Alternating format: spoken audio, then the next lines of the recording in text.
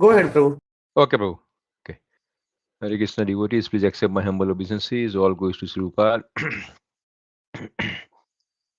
Om Agniyantimirasya Gnananjana Salakaya Chakshurunmitam Yena Tasmai Sri Gurudev Nama Sri Chaitanya Manobhistam Stapitam Yena Bhutale Swayam Rupam Kadamayam Dadati Swapadantikam Vandeham Sri Guru Sri Pada Kamalam Sri Guru Vaishnavamscha Sri Rupam Sarjatam Sahagana Raghunatha Vitamsta Sajivan Sadavaitam Sadabhutam Parijana Sahitam Krishna Chaitanya Devam Sri Radha Krishna Padanam Sahagana Lalita Sivisaka Vitamscha He Krishna Karuna Sindhu Dinabandhu Jagatpate Gopesa Gopika Kanta Radha Kanta Namostute Tapta Kanchana Gaurangi Radhe Vindavaneswari Visabhanu Sute Devi Pranamami Haripriye Vancha Kalpatarupyasya Kripa Sindhu Bhaveja Patitanam Pavnebhyo Vaishnavebhyo Namo Namo जय श्री कृष्ण चैतन्य प्रभु नित्यानंद श्री अद्वैत गदाधर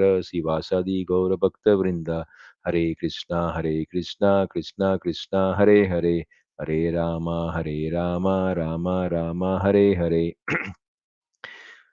नारायणं नमस्कृत्यं नरं चैव नरोत्तमं देवी सरस्वती व्यासं ततो जयम् उदयति नस्तप्रायेषु अभद्रेषु नित्यं भगवतसेवया Bhagwati उत्तमश्लोके भक्तिर्भवति नैष्टिकी.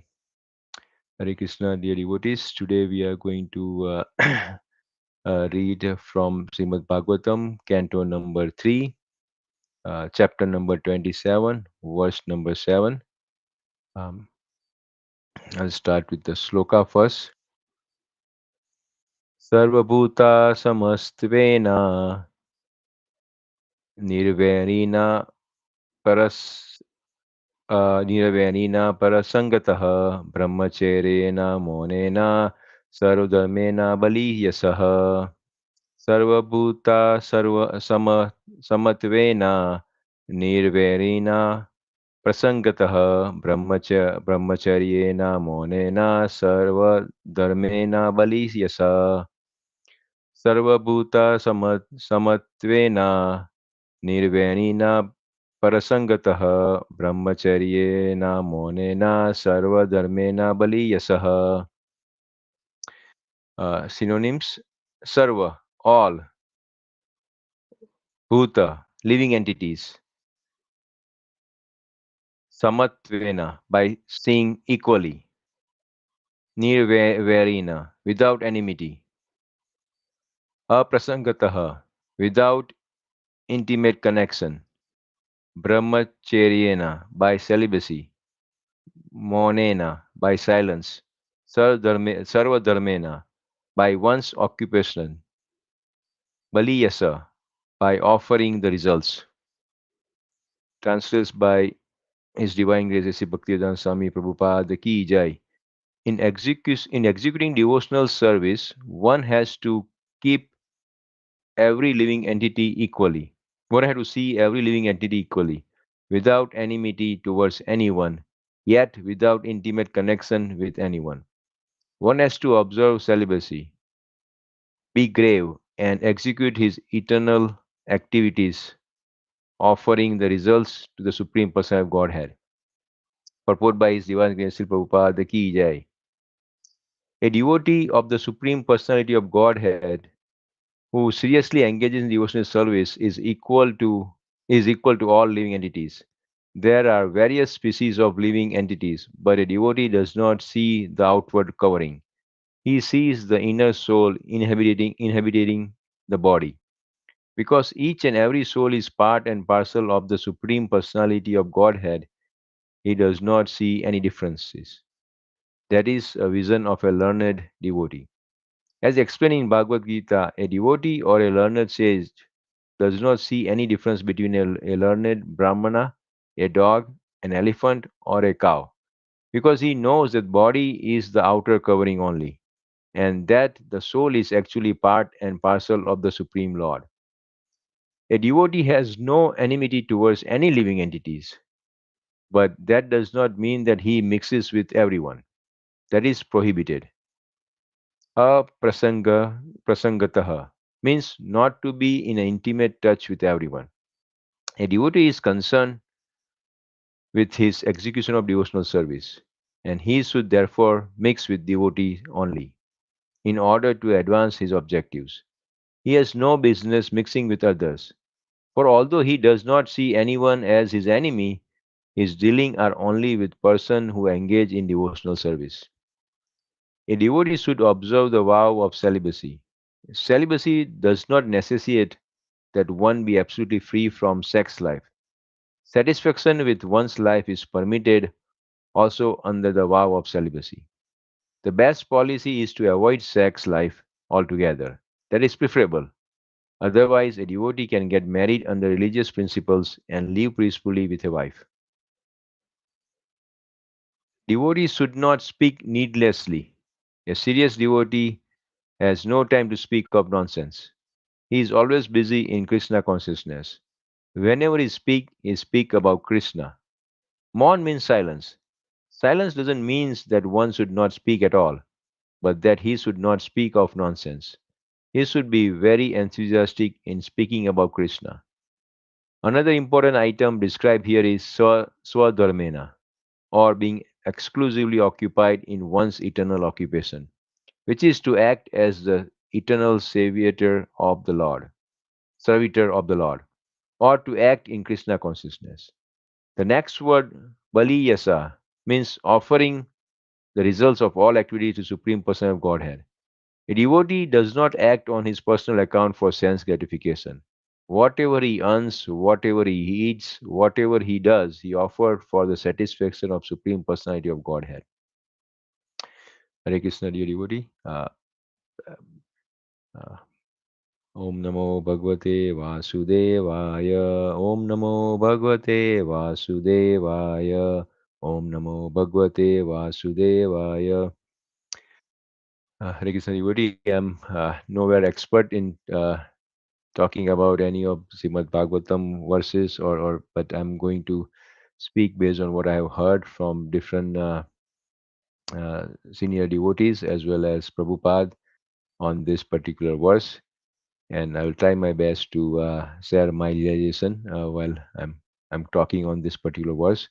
So please feel free to correct me and jump in if I'm saying something wrong. Also, this particular exercise is for my own personal growth and advancement and my learning. So that's my goal of today's this verse. Definitely, every time any verses that comes my way, it is Krishna is trying to teach me something or making me learn something through it. And this particular verse, definitely, this particular the chapter is about understanding material nature. And last couple of verses, we have been understanding uh, what is what is our duty as a human being, and what is our dharma and how to execute our dharma. And here this verse very nicely talks about how can we execute devotional service. And this is the uh, I guess this the purport of this verse is one of the thing that got me connected to Prabhupada and ISKCON is as you can see here, because each and every soul is a part and parcel of a supreme personality of Godhead, and he does not see any differences. And this was one of the first thing I read when I was reading Prabhupada's book. First book I read, a Prabhupada Perfect Question, Perfect Answer, that we are all part and parcel and of Krishna. So from the qualitative standpoint of view, the soul present in every living being, whether human form, whether human form or in any other form, is basically a part and parcel of Krishna. So technically speaking, there is no difference between a human being or an animal being when you look at the level of the soul. And that touched me a lot and helped me understand a lot of things that was always confusing to me in early part of my life, when I was trying to understand uh, why things were happening in my life and life of my friends and family.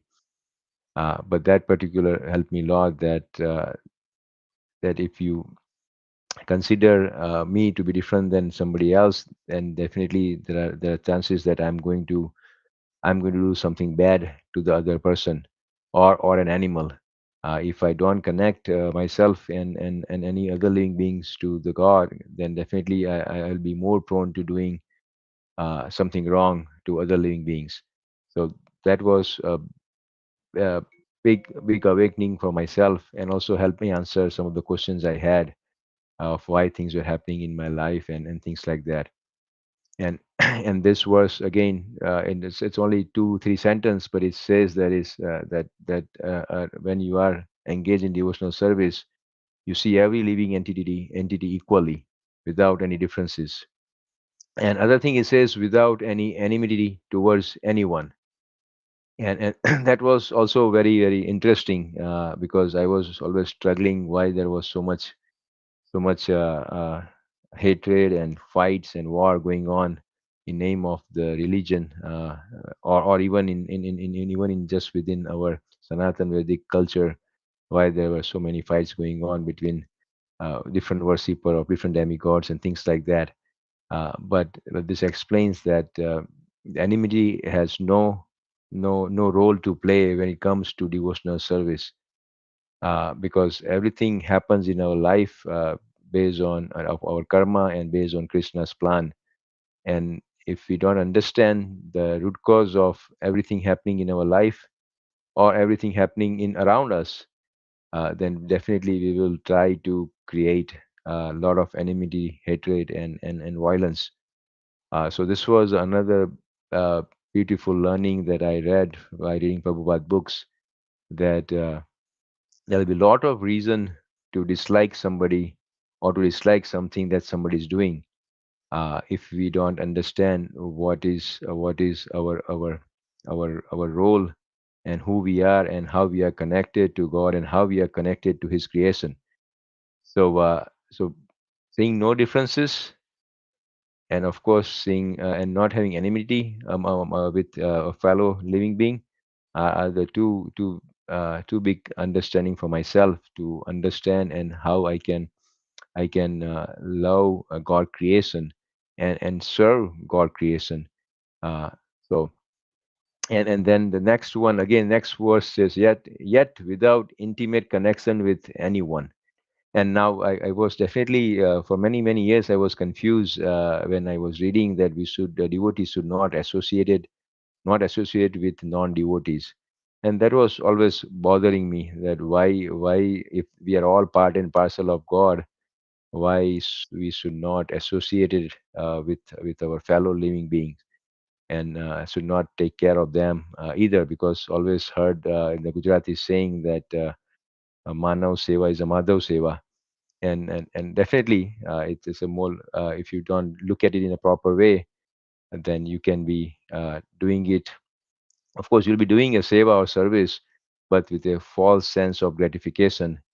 Instead of doing service as a selfless activity, you will be doing service in a mode of either passion or goodness, or even ignorance, and doing it for your self gratification, or self acknowledgement or recognition. And definitely for a lot of time, it took me only just recent last year or two, I realized that what this means. It means that, as it says here, that intimate connection with anyone. So my understanding is that it is uh, what it means, that we should not associate with non-devotees. Not that we should not associate with them. We should give them our association, but we should not take their association.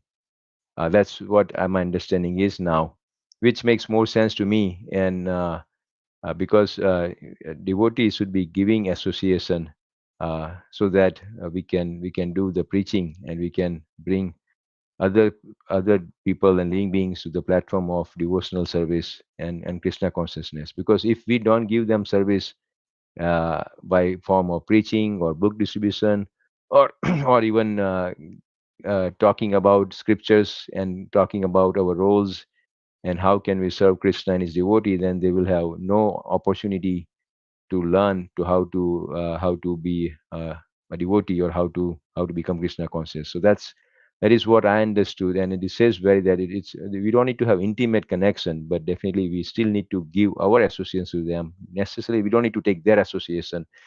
That is what my understanding is, because giving association for a devotee is a good thing, because a lot of non-devotees or your friends and family can definitely associate with you from your Vani, Vartan and Vyavhar. They can join the movement and become Krishna conscious. So it is very important to make sure that we are giving association, but we are not taking their association.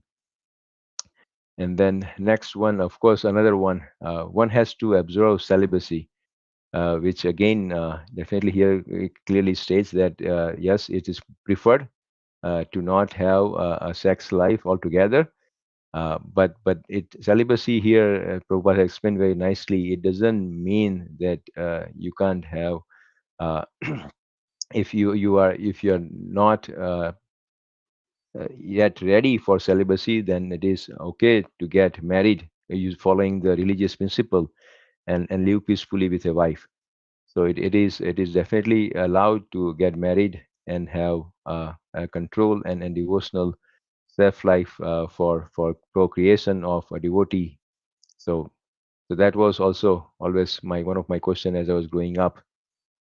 Uh, and definitely we used to be called Bajrang group, Bajrang Dal, in our association, because even in school, myself and many of my friends, we used to always stay away from our female counterpart for a lot of reasons. One of the reason was we were shy, and other reason were definitely never had an idea how to talk to a female or girl counterpart during our school days and college days. So we always were hanging out as a boys group, and people used to call us Bajrang Dal. We have many of them, at least 2 dozen of us will do that.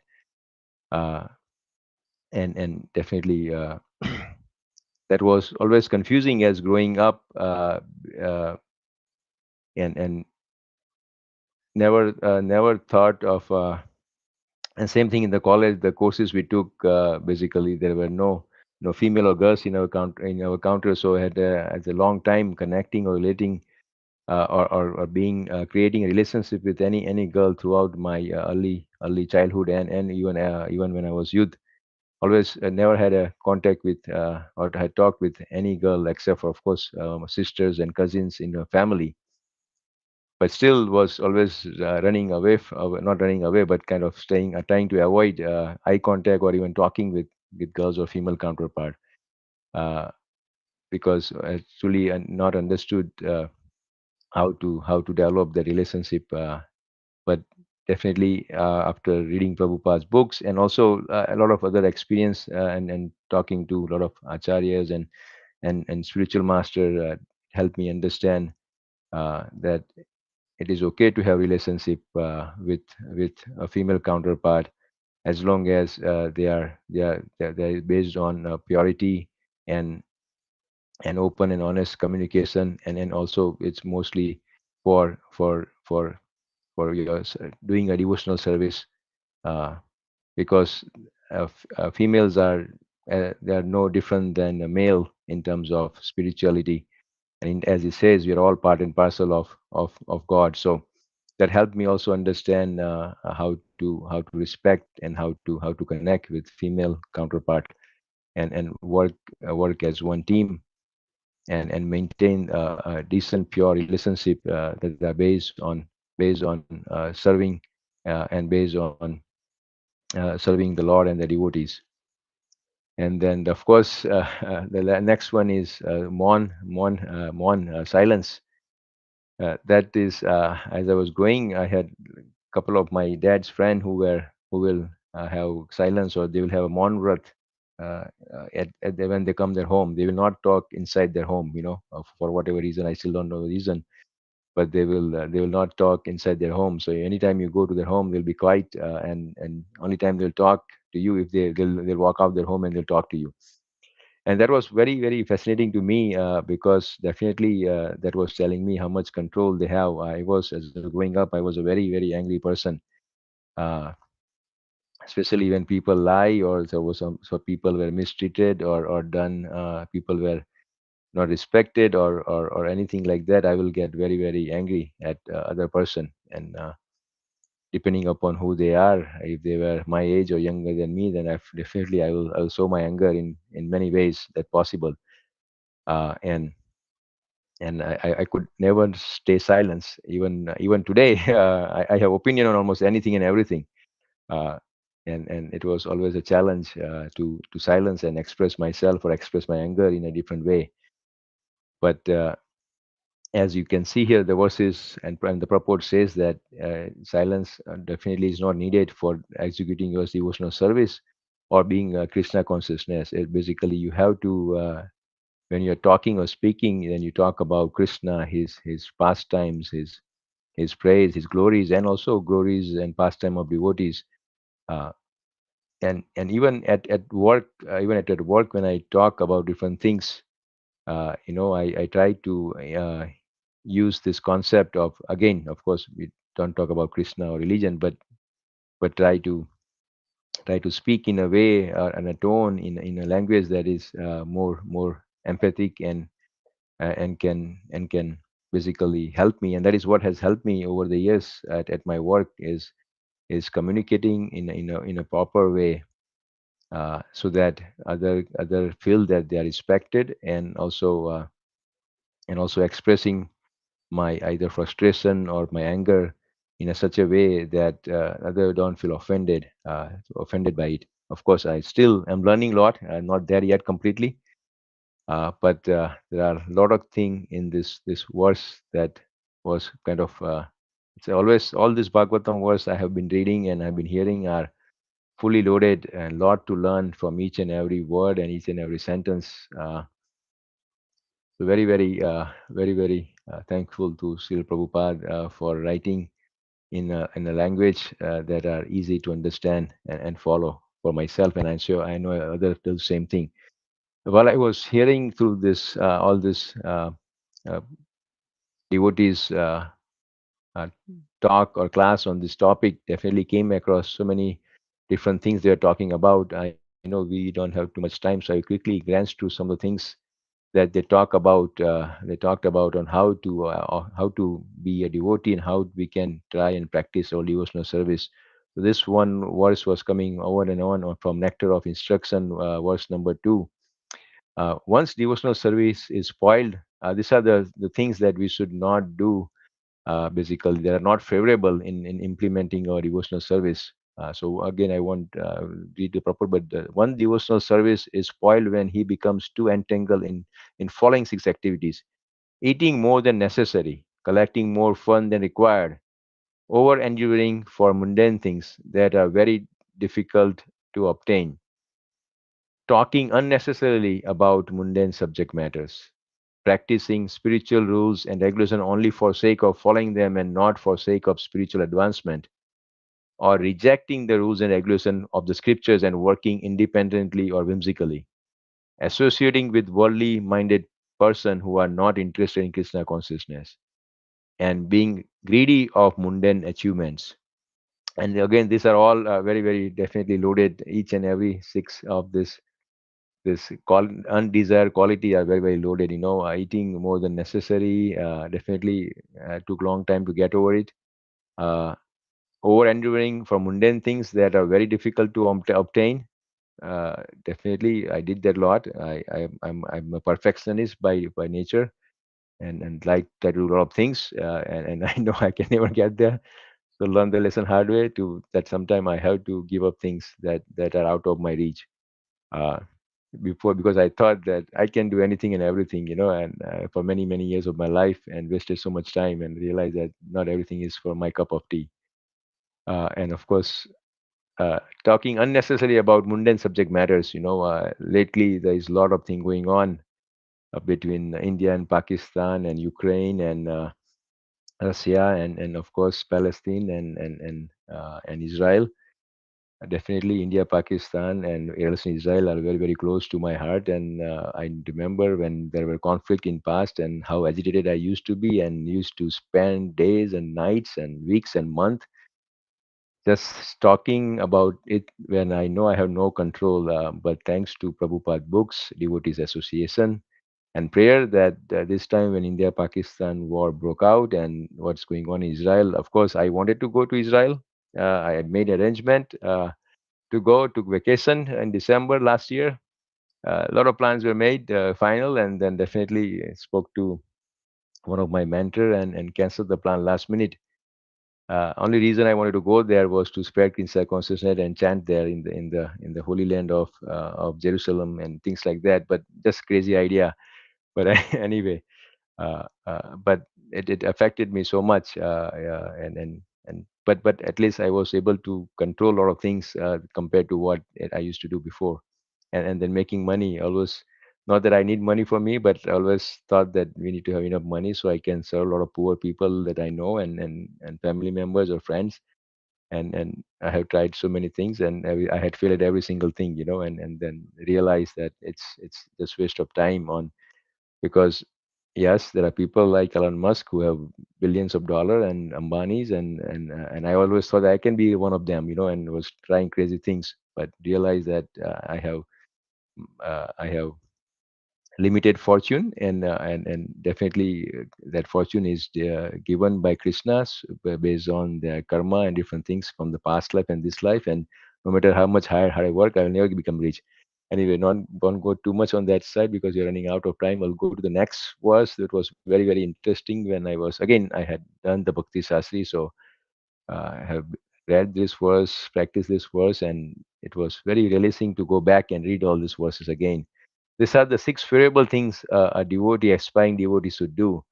There are six principles favorable to execution of pure devotional service: being enthusiastic, enduring with confidence, being patient, acting according to regulatory principles such as Shravanam, Kirtanam, Vishnu Smaranam, hearing, chanting, and remembering Krishna, abandoning the association of non devotees, and following in footsteps of previous acharyas. These are the six principles undoubtedly assure the complete success of our devotional service. Again, enthusiastic. I always was over enthusiastic and over optimistic, so that was not the difficult. But and always overconfident. But patient was not my cup of tea, and still for most part I am not as a patient that I should be.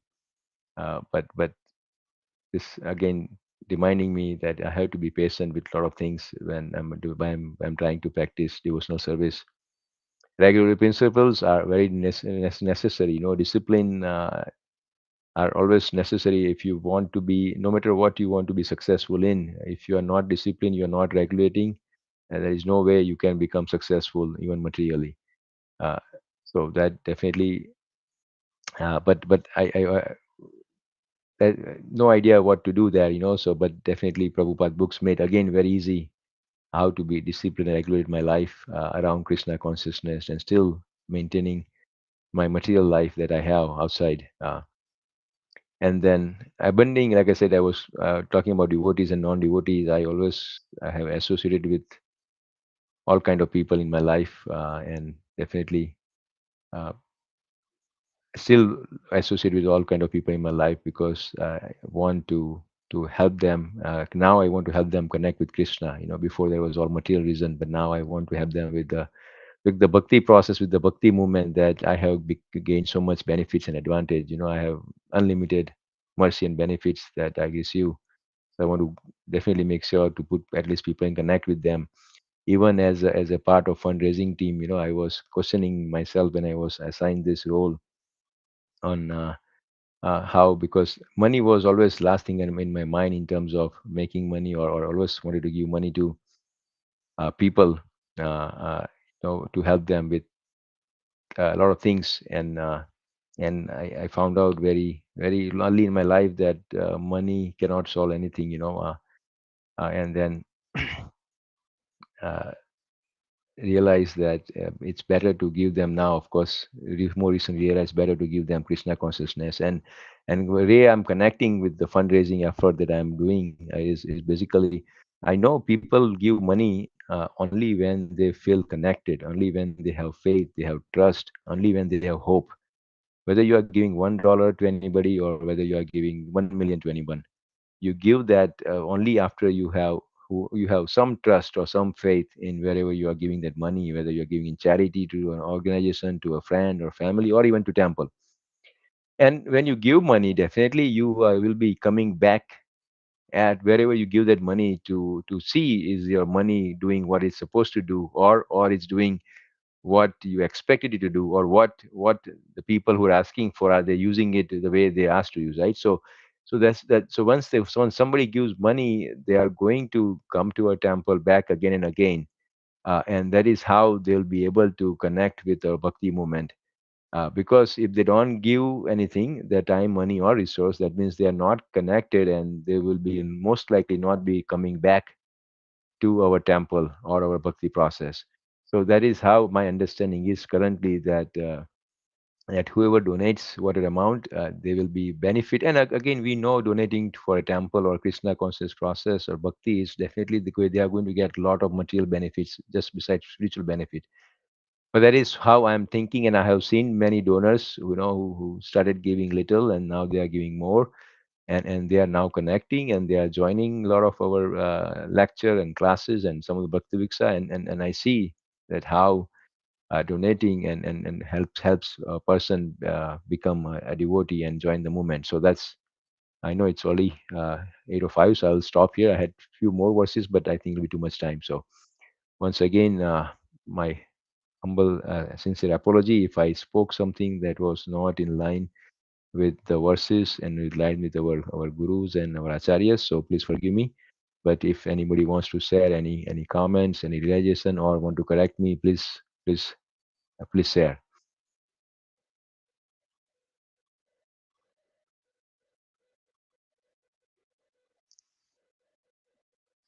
Okay, thank you everyone.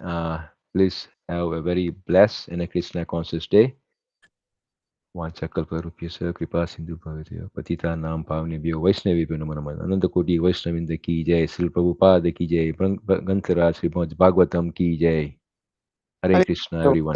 Thank you so much for sharing your heart. Thank you so much, Prabhuji. Thank you. Thank you so much.